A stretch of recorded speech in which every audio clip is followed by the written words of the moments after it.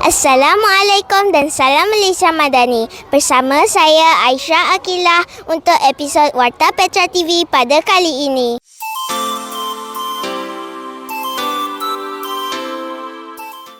Pada hari ini, SK Sultan Yahya Petra telah mengadakan kejohanan Sukan Merentas Desa peringkat sekolah.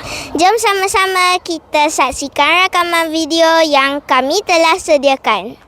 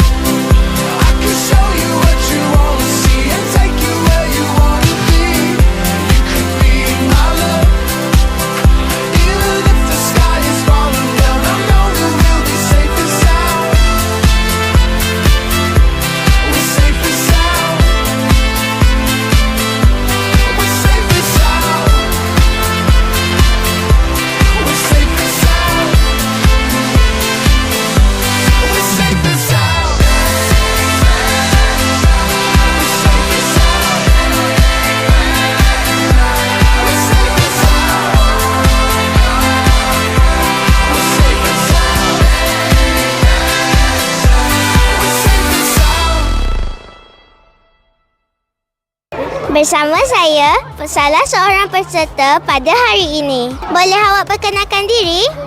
Nama saya Nik Zaira Azin bin Zulkifli dari kelas 6 Zuha.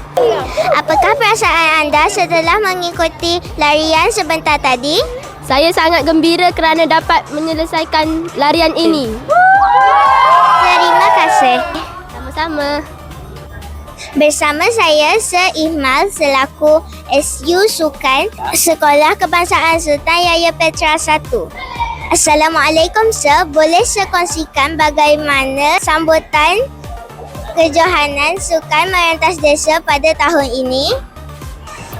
Okay, Alhamdulillah, pada tahun ini sambutan kejohanan kita sangat meriah dan saya rasa sangat bangga melihat semangat anak-anak murid kita. Okey, semangat untuk terus ke garisan penamat. Jadi harapan saya untuk tahun ni adalah murid-murid dapat meneruskan semangat dia untuk kejohanan sukan pada lepas raya nanti dan mereka dapat memartabatkan rumah sukan masing-masing. InsyaAllah. Itu saja laporan dari saya hari ini. Assalamualaikum, jumpa lagi. Bye.